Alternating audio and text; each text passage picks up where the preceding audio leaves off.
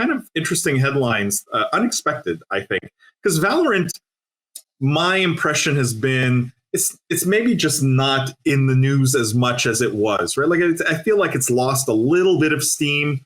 I don't have player-based numbers to back it up, but I feel just anecdotally it's lost a little bit of steam. And then I saw this article which says, sources, Riot received over 150 proposals to join Valorant partnered league.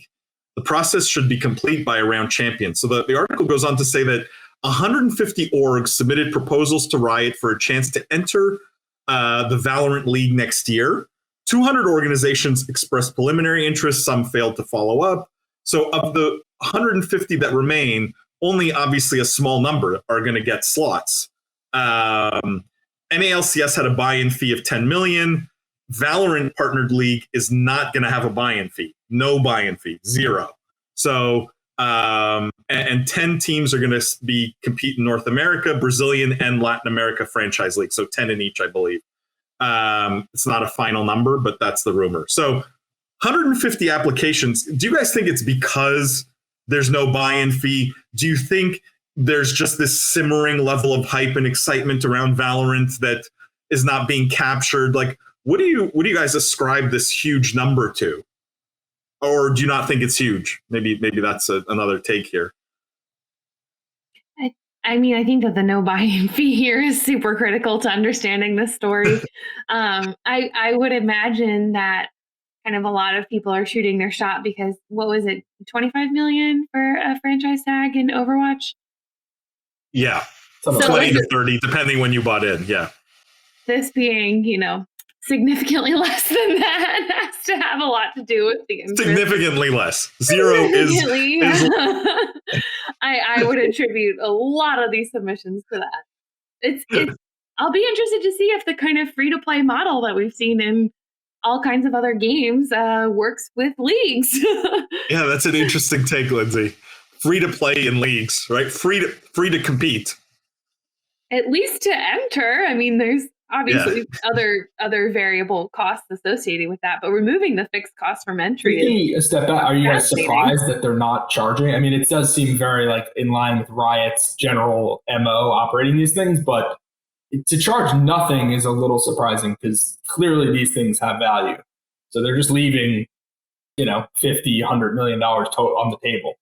That's not. Jeff, let me flip this back on you. Do you think they're charging nothing because there's some greater strategy to get more options, more hype, or do you think they're charging nothing because they think no one will pay anything?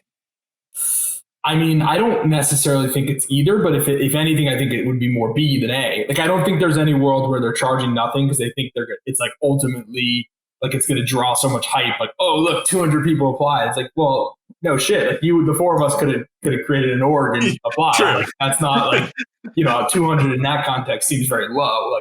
There's so many of these kind of amateur orgs that for the chance, let's put it this way. If you get one of these licenses, I think we can all agree there's some value, probably at least $5 to $10 million of value in it. So why wouldn't you? The Business of Esports should have applied for one. We could have created a team. Why not? If, we know some people at Riot. Maybe we got a chance. But I'm being facetious, obviously. But I think it's, and I don't think there's no value, right? So the second part of your question is, or maybe is it that they think nobody's willing to pay anything? That I doubt. I do think there is a bid for these. It may be something where they just think rather than have people, rather than get into the Overwatch League scenario where people put all this money up front and then they don't really have that much money to invest in the team, or they feel burned and bitten by the process, so they just kind of they're over it. I think they're probably hoping that these owners, because they got in with no upfront capital, they're willing to invest in making the league better. I think that's probably what it is. But does that signal, Jimmy, maybe let me put this on you, does that signal maybe a lack of conviction on Riot's part? They're not sure it will be a success, so if we set the bar low and people don't put a ton of money up front, it's easier to succeed, essentially?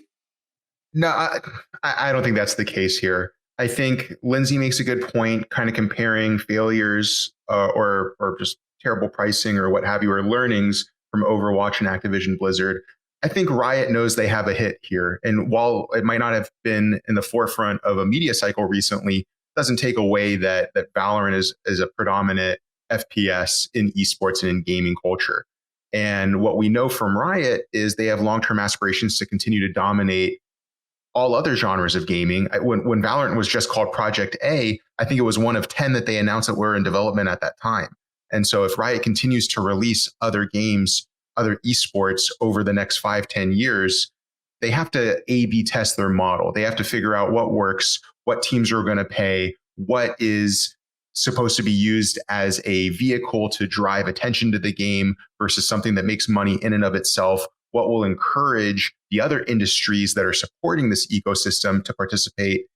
And at the end of it all, they also have to be flexible because that's also a constantly changing thing. So what I think they've done here is they've created a league around a very popular game. They've changed up their pricing from what we've seen done elsewhere to stimulate hype, not because it's needed, but because they want to see what it does, how it changes, what they're able to do with a different model if it's still profitable for them. It's not to say that the next game won't adopt something similar or completely different, but I think it's an interesting strategy, and I have a lot of faith behind what they're doing over there. Matt says only 10 teams, but 150 applicants, 15-to-1 ratio for each spot. You have to imagine Riot's more than happy with those numbers. I think it's more like 30 teams, right? It's 10 per region, but still, still a great ratio, no question. But they are free. Kevin says, any info about what kind of teams submitted? Are they the major orgs or what? I mean, Kevin, I don't know. It wasn't in the article. My guess is it was all the major orgs and basically everyone else under the sun, like ragtag groups, small orgs, tier 2, tier 3 that are, swinging for the fences. Guys, I struggle a little bit with this. I struggled with this when I was thinking about it, because if Riot believed that people would pick even a small number, $1 million, $2 million, right? I think everyone would probably agree a franchise spot in any Riot league, even though it's not League of Legends, it's Valorant, is probably worth $2 million, right? And there's lots of groups that can come up with $2 million in this world. This is no longer a huge amount of money from an investment standpoint. And like that, over 30 teams, that's still $60 million, right? Like, why leave all that money on the table? Riot's not in the charity business. I'm struggling to find a reason other than they're really worried. I think there's a lack of conviction a little bit, or doubt. Maybe not lack of conviction, but a little. Here's a question. Like a little bit of doubt. So